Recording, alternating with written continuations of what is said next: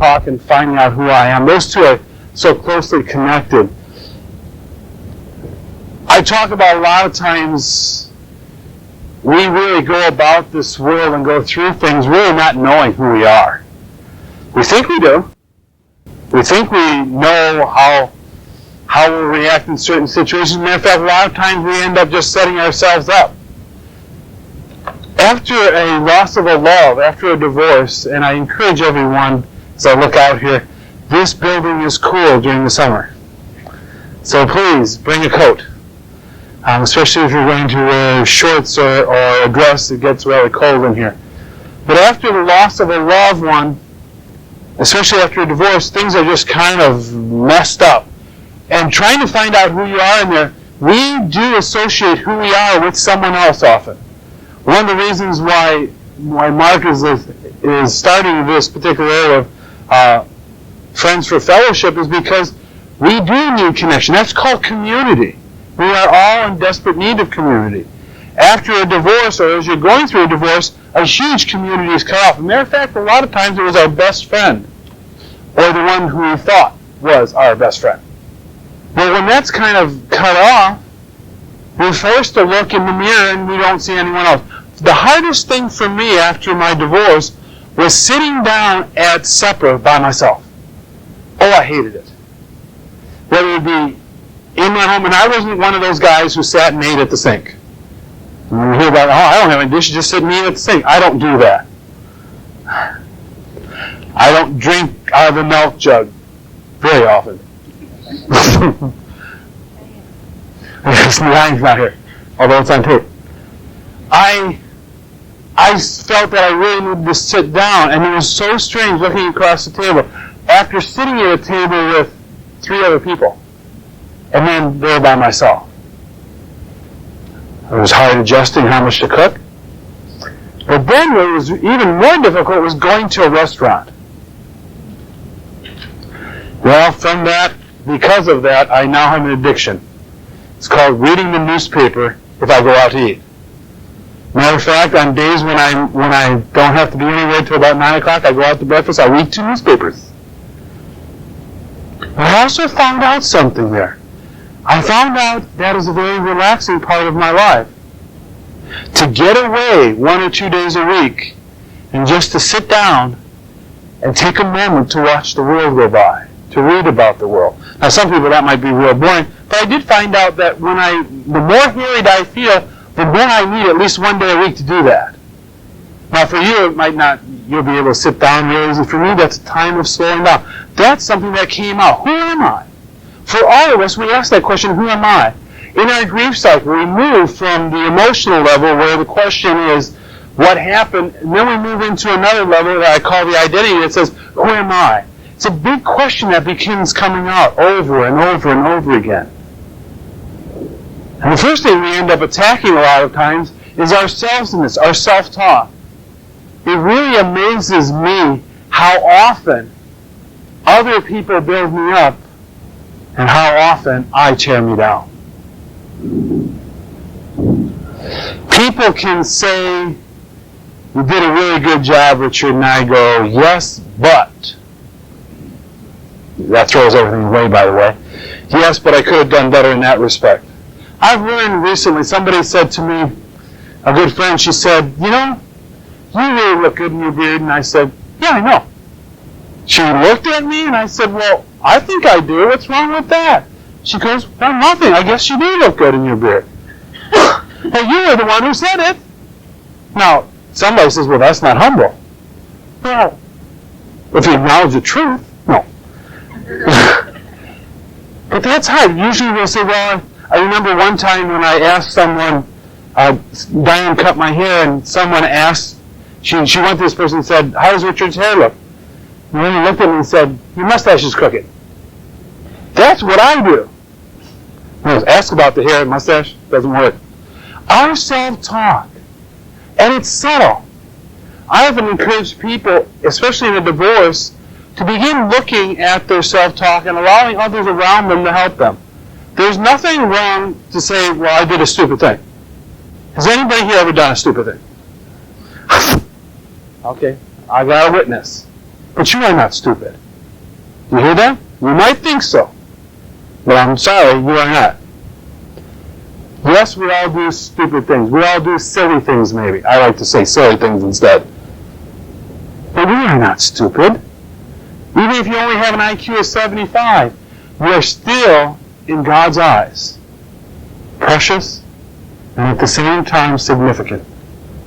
We might goof up a lot, but in God's eyes, you have just because value.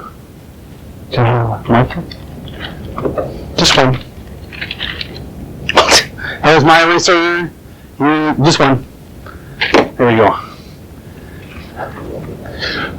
Many of us have struggled with that terrible thing called self-esteem. Anybody here have self-esteem? Yeah, a few of you. Any one of you has been kind of torn down? Yes. It's easily torn down in mine. And I'm just going to go over something briefly. So I have found biblically that the way we build our self-esteem usually begins in childhood, but then it is based upon the building blocks. Our self-esteem is built upon physical safety and emotional security.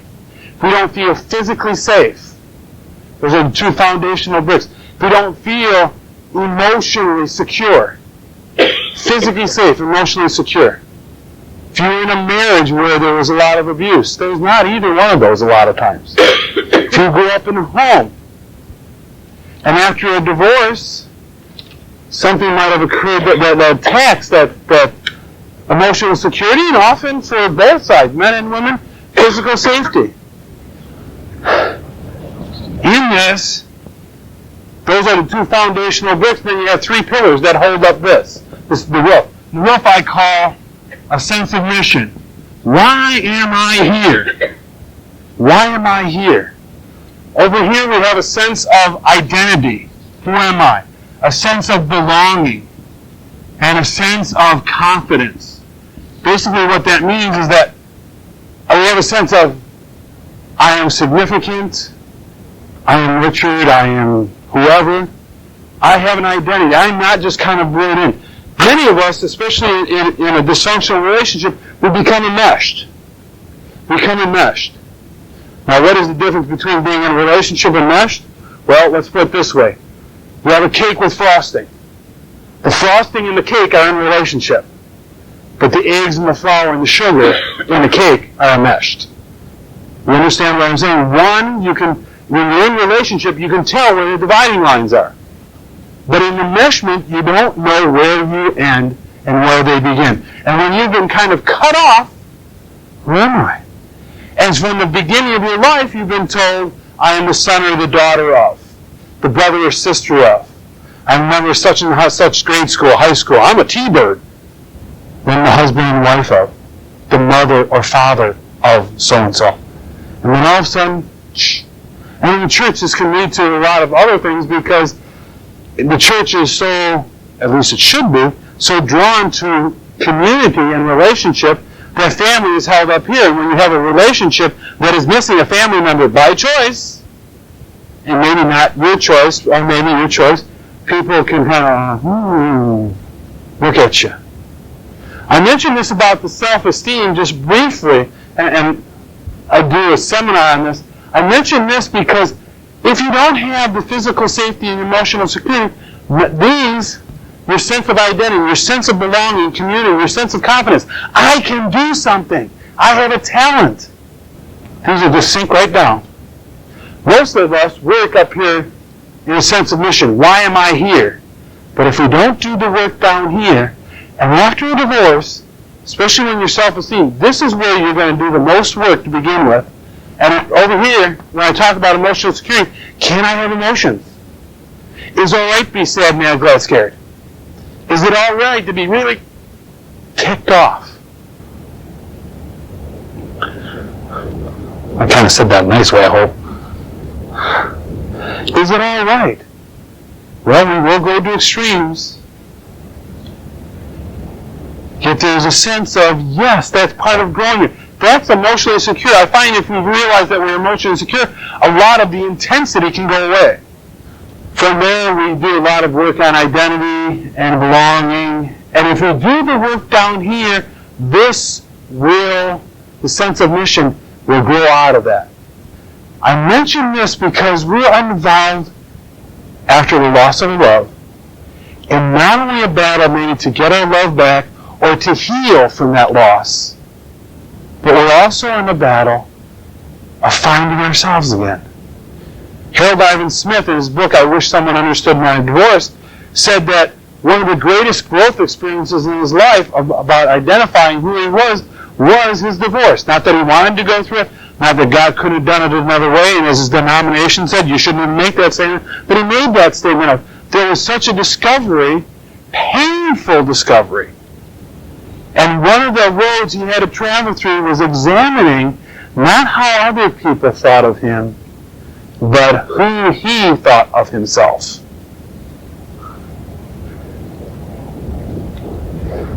Some people have called me in the past an intellectual.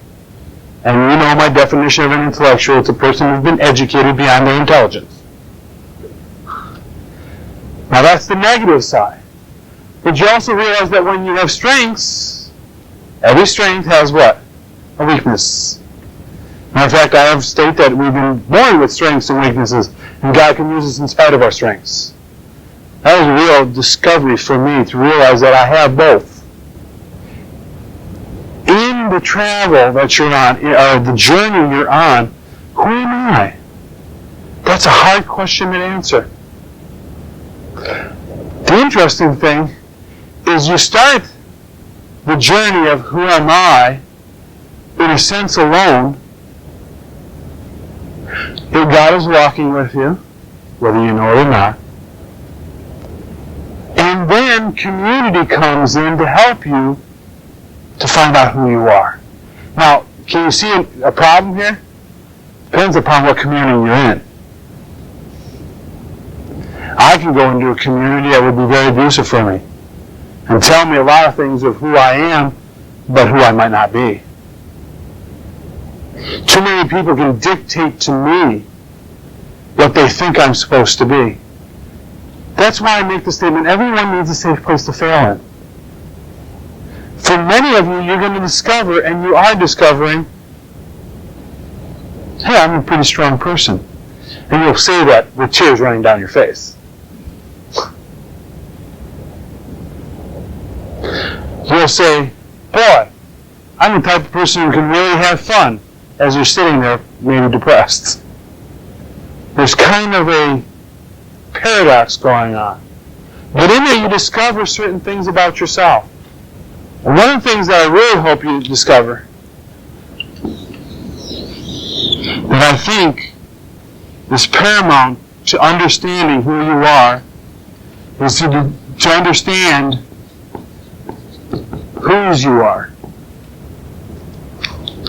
Whose you are. See, in the discovery of who am I have to discover also whose I am. Why am I here? I mean, just because my mom and dad got together and the egg and sperm came together and then all of a sudden there I am? No, God began things even before we can look at what took place. Whose am I? It's hard to believe that no matter what I go through, no matter what I've done, that God will accept me if I ask Him to. If I accept Christ. I mention this because whose am I?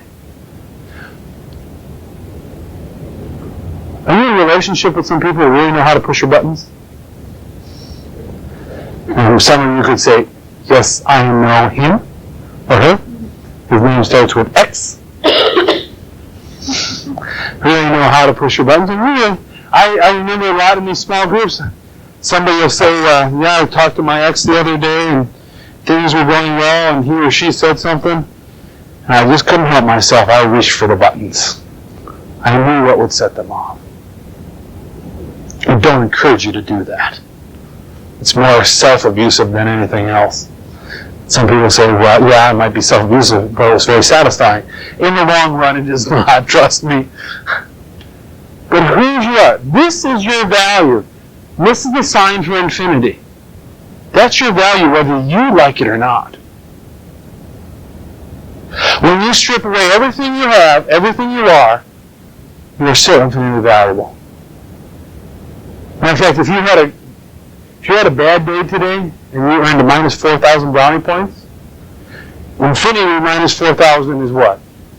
Infinity. The value doesn't change. Now, notice I didn't say you don't feel this way.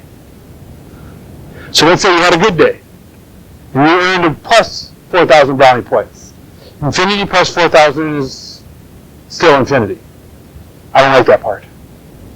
I think that if I had a good day and I've done some good things, I should have something added there, right? Well, I like to call that furnishing my home in heaven. That's what happens there. Also helps me enjoy this earth a little bit more. That's your value, no matter what. And I'll tell you what, if you don't even have an intellectual understanding of that, it's hard to discover who you are. Because that's the base of who you are. Down at the bottom of who you are, Augustine said, if God is deeper in me than my inmost being. This God is the one who calls us all in existence. Yet, Richard, you don't understand. I've been through all those things. Oh, yes, I do. Oh, yes, I do. I think each one of us sitting here can understand that. Part of the problem is we have a tendency to be more of a feeler than we are a thinker. Now, some men might say, oh no. Some women might say, oh no. For some of you, you might have a strong thinker, but I'll tell you one thing. When I say we have more of a tendency to be a feeler, is we want to feel better before we want to think better. A lot of us want to feel better. We want to feel better about ourselves. We want to feel like we're valuable, but we're not willing to begin working on thinking better. That's a struggle I've had. Well, to tell you the truth, the only way somebody can feel better without thinking better is through drugs or alcohol or using another person. Because I usually find that in the long run, when we try to feel better, we try to pull ourselves up over people. That's where bitterness can come in, especially with our ex-spouse. We've talked about this before, but I'll mention another way of feeling better without thinking better is to get into a love relationship real early. Again, not addressing our self-talk, not addressing how we think about ourselves, but rather an affirmation from outside of us. And you can get all the affirmations you want. I know of a woman who you can say to her, I really like you, and she goes, oh, do you? You sure? Oh, yeah. Oh, okay. You sure you do? Yeah. Okay. Are you really sure? Well, maybe not. No, I'm just kidding. As we go down the road here, it's like, I remember a man once talking to his wife, and she says, do you think I'm pretty? And he goes, yes. He says, I think you're very pretty. She goes, well, I think I'm ugly. And he said, I can only argue with you so long. What ends up happening is that we try to feel better, but we want people to do it for us. I think the biggest error we have in our society, and maybe even in some of our churches, is I expect you to make me think better about myself. When we get into a love relationship, guess what? We're Earl Shiving again. We're just painting it over. I usually find then that's when we start playing what I call the Eastern Airlines game. I talk about Eastern Airlines. I flew to Jamaica on Eastern Airlines, and I got there, and about 2 weeks later, my baggage showed up. And a lot of us in relationships, we get in there, it feels good, and then our baggage shows up about 3 months, 6 months, a year down the road. Oh, and then their baggage shows up. If we don't have a sense of who we are, we will try to own that baggage, their baggage, and not own ours. And it's hard to deal with all that baggage. Any relationship you go into, healthy or unhealthy, codependent or healthy, you're going to be dealing with baggage. And when I say baggage, everyone's been through things in their life, and you've been affected. We talked about in the very first time, how long does it take to get over a divorce? Well, 2 to 5 years, not 2 to 5 years of feeling awful, but 2 to 5 years to come through. Yet in one sense, you still carry the event with you the rest of your life, don't you? I fell out of a tree, shattered this arm. I have 2 great big scars on it. I'll carry them till the day I see Jesus. Now the thing is, there's something we can do about that. I can carry these scars. I only have 60% use of this arm. Did you know that? Can you tell? No, because I've adjusted very well. I'm still left-handed, but I've adjusted to it, and now it's part of my life. I could sit and complain about it, and I do at times. But this is an illustration, this arm is an illustration of what happens in our healing. Yes, you might have an area that's really scarred. You might have an issue or a sensitivity in an area. And that's okay. You're going to work on that, and you're going to grow in that. But if you realize that baggage is going to go with you, and that person is going to be bringing the baggage. What I find a lot of times happens in relationships is this person comes with baggage, this person comes with baggage, they hit together and they say, and the baggage just kind of gets tangled up, and then sometimes there's an enmeshment that occurs, can't separate the egg from the flower, and then they say, well, I guess we're just not meant for each other. Kind of what happened maybe in some of your marriages. And if you don't have a clear sense of who you are, that can occur. Terry Hershey says that a healthy relationship with another is built as 2 individuals build healthy identities. Now many of you are sitting there going, I don't know what a healthy one is. Anybody relate to that one? Well, between you and me, I believe that that's a journey we are all on, and we will all be on for the rest of our lives. And I can't do it on my own. I need God's help. I need your help. I need to let you confront me or care enough to confront, and you need to let me confront you. Not be abusive towards each other. In fact, sometimes they'll say to me, somebody, I'm running along here. They'll say, you need to confront that person. Well, I already did. Well, you need to confront them again. Well, they already know. I've laid down boundaries. It's up to them now. I'm not out there to control you. I'm out there to help. One of my jobs, I believe, on this earth is to help you to be you. One of your jobs is to help me to be me. I encourage you to really start working on maybe your self-talk. One of the ways I'll usually suggest to people to talk to someone else and tell them the things you tell yourself. And ask them what they think. When I first started doing that, I realized I wasn't a very good friend of myself. I remember Diane once, she used this statement, and I still use it. I use it for people, but I'd say something, she'd say to me, and she'd look at me and she said, don't you treat my friend Richard like that. That was kind of an eye-opener. That was a real eye-opener for me. In your handout tonight, on page 8, I've included a chart from Rafa, from their book, Robert McGee's book, The Search for Significance. I wanted to give this just to let you take a look at it, because we all carry around in ourselves, we really do, false beliefs. And if you look in the first column under false beliefs, you'll find that all of you kind of fit in there one place. I look at those 4 false beliefs.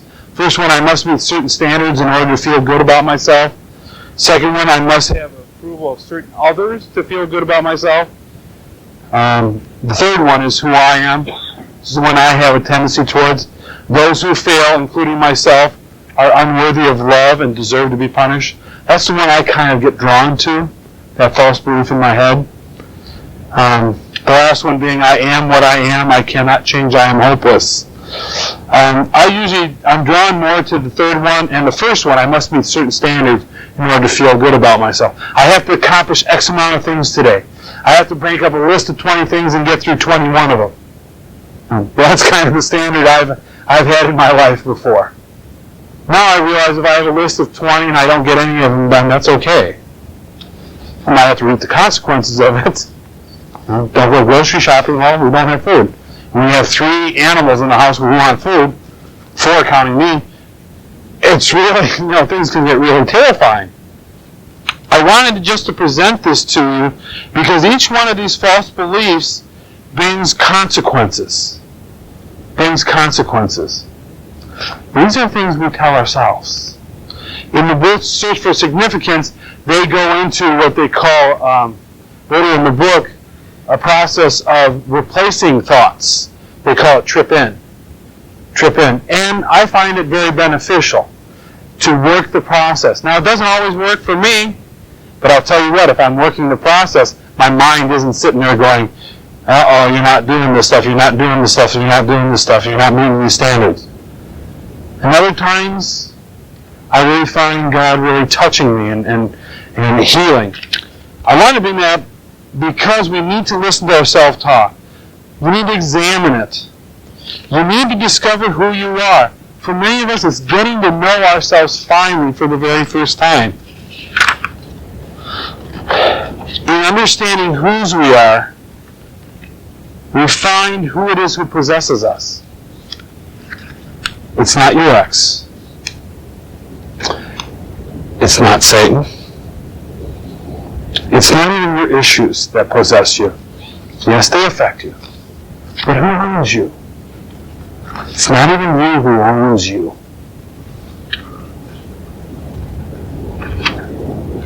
God owns us. And in that we have freedom. And we can have healing take place in our lives.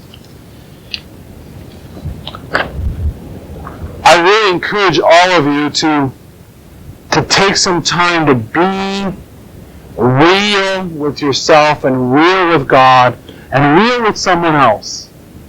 And by the way, if somebody is talking to you and saying, I feel all this junky stuff about myself, I encourage you to do not make this statement.